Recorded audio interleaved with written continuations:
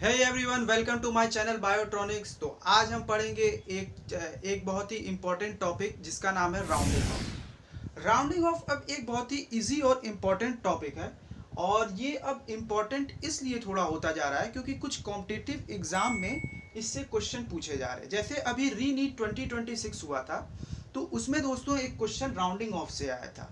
तो मैंने सोचा इस पर एक वीडियो बना दी जाए, जिससे कि जिन लोगों को राउंडिंग ऑफ नहीं करना आता है वो इजी वे से समझ सकें कि क्या होती है राउंडिंग ऑफ।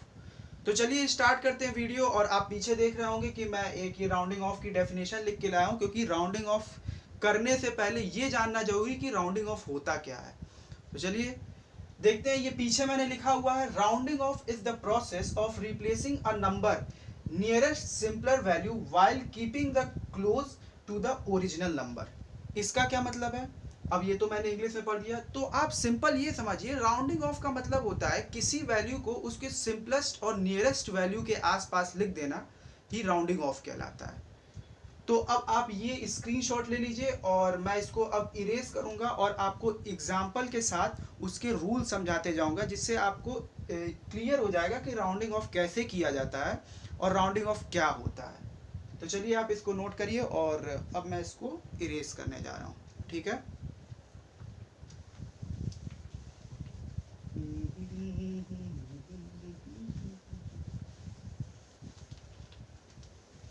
आप इरेज करते टाइम जो मैं इरेज कर रहा हूँ, आप इसे स्किप भी कर सकते हैं या 2x पे कर दें। इरेज करना देखना कोई बहुत मज़ेदार चीज़ नहीं है।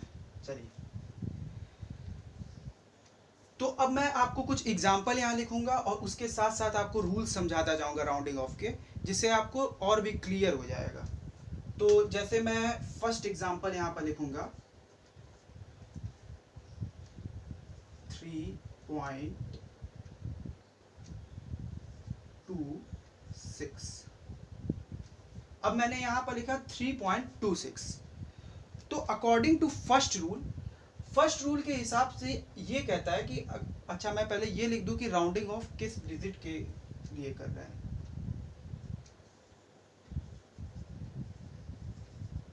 Rounding of two digits. Okay, कोई गिवन वैल्यू या मेजरमेंट दी हुई है और उसकी राउंडिंग ऑफ हम 2 डिजिट्स में करेंगे। जैसे कि अब ये एक वैल्यू दे रखी है आपको, अब मैं इसका राउंडिंग ऑफ 2 डिजिट्स में करूंगा।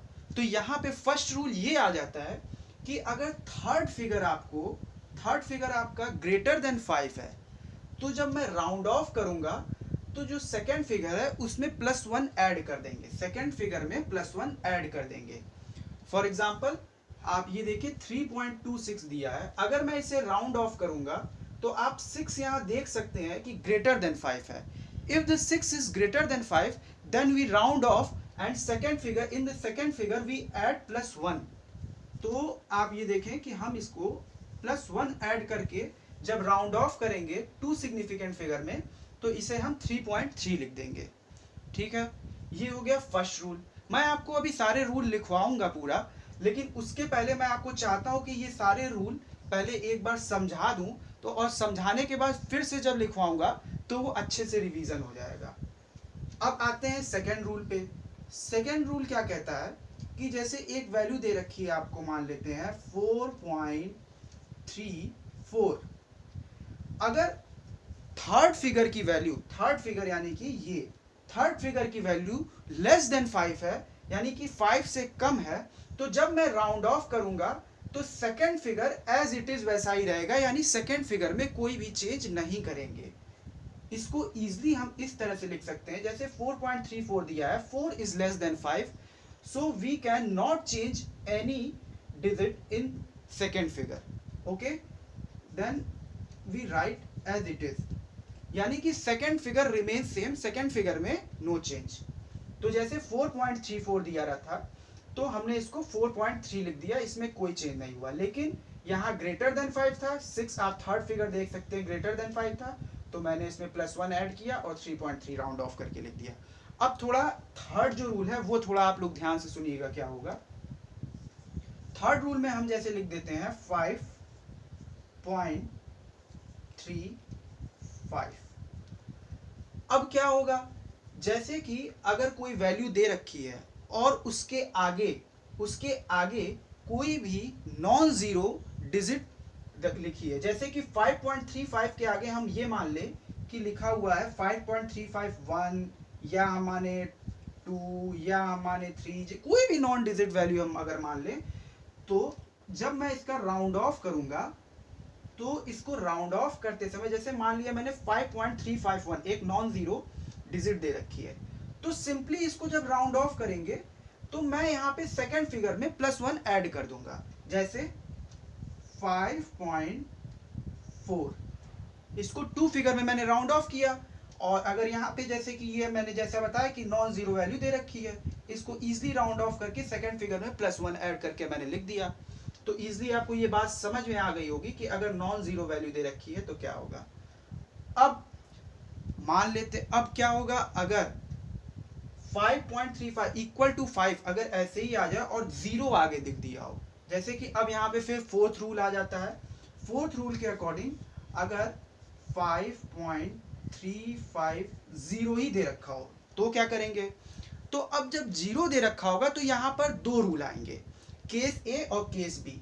अब यहाँ पर देखते हैं केस ए, यहाँ पे दो केस बनेंगे, केस ए और केस बी। केस ए के अकॉर्डिंग अगर थर्ड फिगर यानी कि ये 5 के बगल में जो सेकेंड फिगर है वो ऑड होगा तो +1 ऐड कर देंगे, जैसे कि आप यहां देख सकते हैं कि 5.350। अब थर्ड फिगर के बगल में जो सेकेंड फिगर है ये क्या, 3 इज ऑड वैल्यू, तो इसमें +1 ऐड कर देंगे, जैसे कि अगर मैं अब इसे राउंड ऑफ करूंगा तो 5.4 मैं ये लिखूंगा 5.4, क्योंकि सेकेंड फिगर इज ऑड। अब अगर मान लेते हैं अगर सेकेंड फिगर इवन होता तो क्या, जैसे कि अगर सेकेंड फिगर ये होता 5.450 अगर 5.450 होता तो मैं सेकेंड फिगर अगर इवन है तो हम कोई भी वैल्यू में चेंज नहीं करेंगे, सेम टू सेम ऐसे ही लिख देंगे 5.4। If the second figure is even then it remains same. अगर सेकेंड फिगर इवन है तो हम उसे वैसे ही लिख देंगे, इसमें कोई भी चेंज नहीं आएगा। तो ये हमारा फोर्थ रूल हो जाता है। तो आपको ये समझ में आया होगा, और नहीं भी समझ आया तो मैं आपको एक बार फिर से ये बोल देता हूँ। आपको थर्ड और फोर्थ रूल मैं फिर से बोलूंगा, क्योंकि थर्ड और फोर्थ रूल थोड़ा सा ही कॉम्प्लिकेट है, कुछ ज़्यादा ऐसा टफ इसमें है नहीं। जैसा कि आप देख सकते हैं थर्ड रूल कि 5.351 दिया है। थर्ड रूल ये कहता है कि अगर कोई भी नॉन जीरो वैल्यू अगर इसके आगे 5 के आगे अगर कोई भी नॉन जीरो वैल्यू दे रखी है तो इसमें सिंपली कुछ नहीं करना है, बस आपको ऐड कर देना है सेकेंड फिगर में +1। तो जब मैं इसे ऐड किया तो 5.4 हो जाएगा। उसके बाद फोर्थ रूल ये कहता है कि अगर 1 ही दिया होगा तो क्या, 0 ही दे दिया होगा तो क्या करेंगे, तो जब 0 दे दिया होगा तो उसमें दो केस होंगे कि अगर सेकेंड फिगर ऑड होगा तो उसमें +1 ऐड कर देंगे, और सेकेंड फिगर अगर इवन होगा तो उसको एज इट इज सेम लिख देंगे। ठीक है, ये बात आपको समझ में आई होगी। अब मैं इसको रफ करता हूं और इसी एग्जाम्पल के साथ आपको सारी चीजें मैं लिखवा देता हूं कि क्या क्या किस तरह से कौन सा रूल है, ताकि आपको ये बात याद रहे। तो चलिए करते हैं इसको रफ और आगे हम पढ़ते हैं, इसके रूल सारे लिख लेते हैं एक बार, ताकि आपको ये ना लगे कि मैं भूल गया हूं कोई भी चीज। तो यहां पर फर्स्ट रूल आ जाता है 3.26 दिया, 3.3 मैंने यहां लिखा है। फर्स्ट रूल के अकॉर्डिंग ये लिख देते हैं रूल 1। रूल 1 आपको ये कहता है कि अगर थर्ड फिगर ग्रेटर देन 5 है तो सेकेंड फिगर जो होगा वो +1 उसमें ऐड कर देंगे। इसको इंग्लिश में ये बोलेंगे, if the third figure is greater than 5 then second figure is add +1। Okay, अगर third figure greater, if the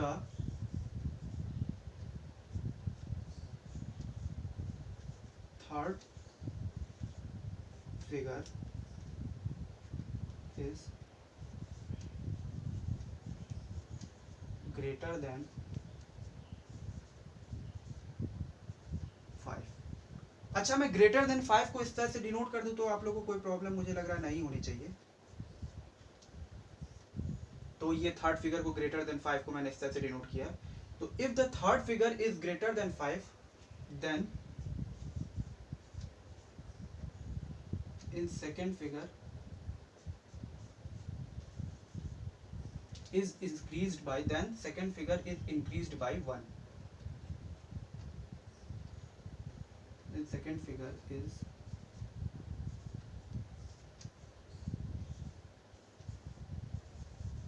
increased by 1.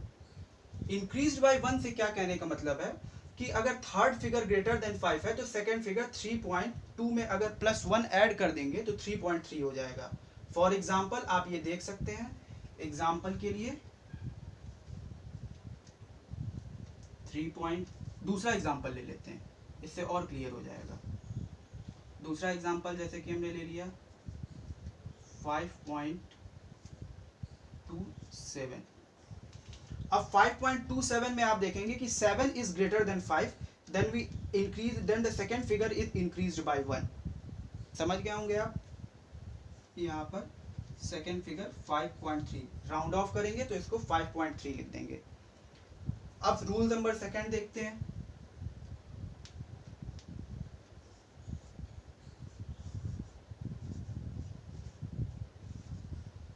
Rule 2, according to rule 2 ये कहता है कि अगर third figure is less than 5, if the third figure is less than 5 then the second figure is remain same, there will be no change. यानी कि second figure में कोई बदलाव नहीं करेंगे, सेकेंड फिगर जैसा है उसको वैसे ही छोड़ देंगे। जैसे को लिख देते हैं, if the third figure is less than 5,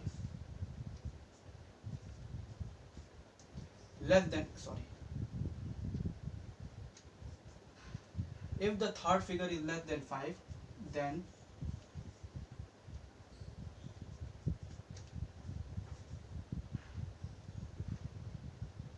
second figure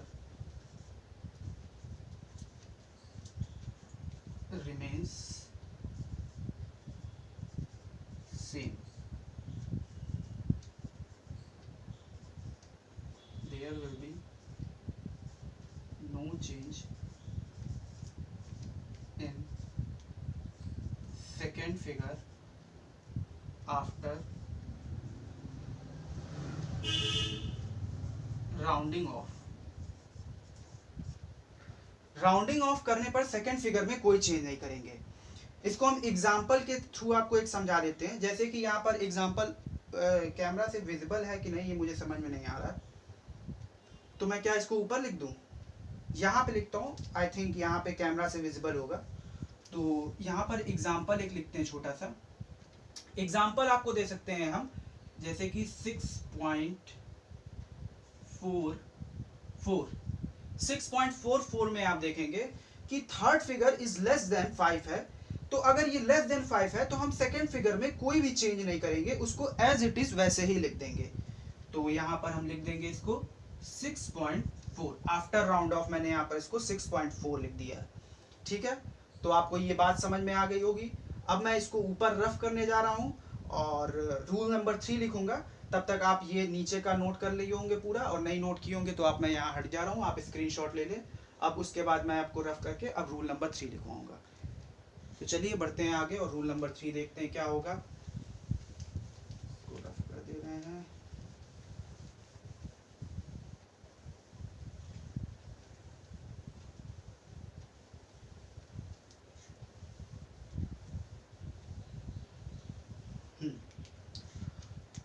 तो रूल नंबर 3 यहाँ हम लिखते हैं, रूल नंबर 3। रूल नंबर 3 क्या होगा?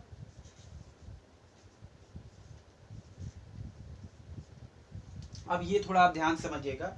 रूल 3 ये कहता है कि अगर कोई भी वैल्यू जो है उसको एक नॉन जीरो वैल्यू, जैसे कि अगर मैं एक एग्जांपल ले लूं 6.351, अगर थर्ड फिगर के आगे कोई नॉन जीरो वैल्यू अगर दे रखी है, तो जब मैं इसका राउंड ऑफ करूंगा तो इसको सेकेंड फिगर को सिंपली इंक्रीज्ड बाय 1 कर दूंगा, जिससे कि ये वैल्यू आ जाएगी राउंड ऑफ करने के बाद 6.4। ओके, तो मैं इसको अगर इंग्लिश में लिखूं तो क्या लिखूंगा,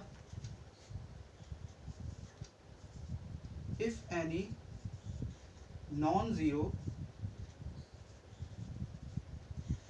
value is given after third figure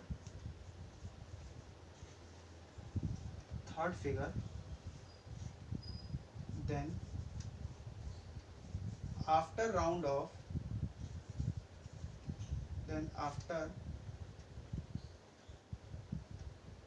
after round off second figure will increase, तो आप इस तरह से नहीं समझ पाएंगे, will increased by 1, एक से वैल्यू बढ़ जाती है। तो जैसा कि मैं आपको एग्जांपल के थ्रू ये आपको बता चुका हूँ, फॉर एग्जांपल 6.351, तो अब यहाँ पे एक देखेंगे 1 इज नॉन जीरो वैल्यू, तो अब इसको हम राउंड ऑफ करके यदि लिखेंगे 2 फिगर्स में, तो इसको 6.4 लिख सकते हैं। ये हमारा हो जाएगा रूल 3। अब क्या होगा कि 5 के आगे अगर जीरो ही दे रखा है, एक जीरो वैल्यू दे रखी है, तब क्या होगा, उस केस में क्या होगा, ये आइए हम देखते हैं रूल नंबर 4 में, और यही हमारा लास्ट रूल यहाँ पर होगा, और मैं इसको भी रफ करने जा रहा हूँ अब।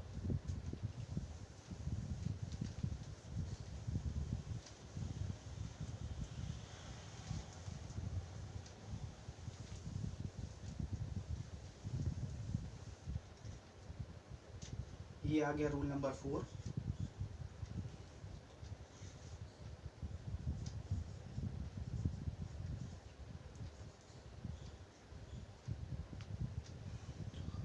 तो रूल 4 ये कहता है कि अगर थर्ड फिगर इक्वल टू 5 है और उसके आगे कोई अगर जीरो वैल्यू आ जाती है, तो हम अगर वो सेकंड अगर थर्ड फिगर ऑड होगा, सॉरी मैं क्या बोल रहा हूँ, हाँ, तो सेकेंड फिगर यदि ऑड होगा, नॉट थर्ड, सेकेंड फिगर अगर ऑड होगा तो उसमें +1 ऐड करते हैं, और अगर सेकेंड फिगर इवन होगा तो उसको रिमेन सेम, जैसा कि है वो ऐसा ही छोड़ देंगे, उसे कोई इसमें चेंज नहीं करेंगे।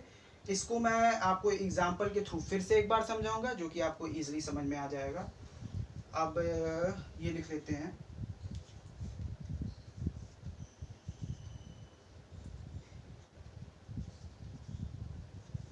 एनी जीरो वैल्यू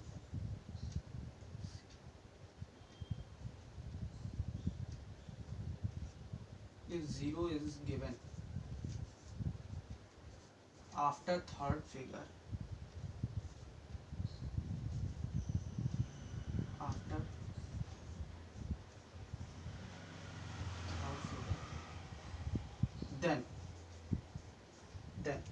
देन का मतलब यहाँ पर दो केस बनेंगे। केस ए, मैं आपको बताता हूँ केस ए क्या होगा।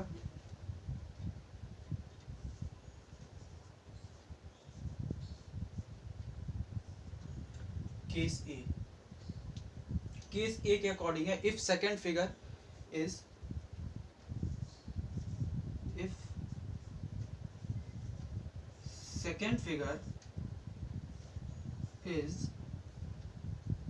odd value, odd, then it is increased by 1.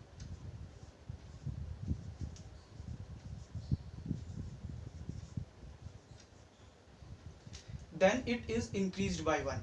जैसे एग्जाम्पल हम देखेंगे, एग्जाम्पल ले लेते हैं 7.350। अब आप देखेंगे कि जो थर्ड फिगर के बाद आप यहाँ पर देखेंगे कि जीरो दे रखा है। अब ये जब जीरो दे रखा है और यहाँ पर आप सेकेंड फिगर देखेंगे ऑड है एक, और 3 इज द ऑड वैल्यू। अब मैं जब इसे राउंड ऑफ करूंगा 2 डिजिट्स में, यानी 2 सिग्निफिकेंस फिगर में जब मैं इसे राउंड ऑफ करूंगा, तो राउंड ऑफ करते टाइम हम इसको नॉर्मल लिख देंगे 7.4। क्यों? क्योंकि मैंने लिख रखा है if the second figure is odd then it is increased by 1। तो देखेंगे आप सेकंड फिगर ऑड है तो हमने इसे इंक्रीज्ड बाय 1 किया तो ये 7.4 आ जाएगा। सिंपली इसको 2 सिग्निफिकेंट फिगर में मैंने कन्वर्ट किया, 7.4 आ गया। अब हम बढ़ते हैं केस बी क्या होगा। तो केस बी मैं यहाँ लिखूंगा क्योंकि यहाँ इसके नीचे मुझे नहीं लग रहा है कि कैमरा आप कैप्चर कर पा रहा होगा, इसके नीचे नहीं दिख रहा होगा कैमरे से, तो अब मैं इसको इसलिए ऊपर लिखूंगा। तो मैं ये दोनों रफ करने जा रहा हूं, तो चलिए अब रफ कर दे रहे हैं।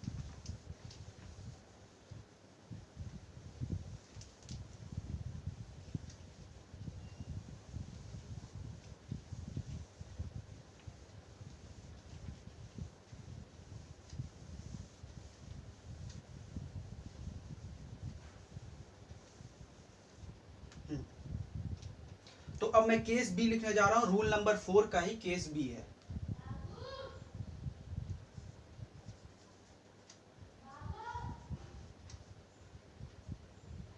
केस बी कहता है if second figure is even, if second figure is even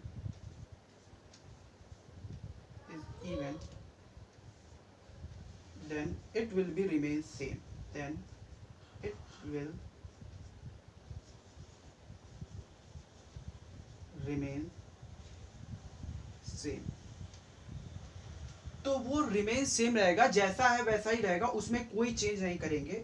example के लिए आपको मैं यहाँ पे लिख दूंगा एग्जाम्पल 7.450।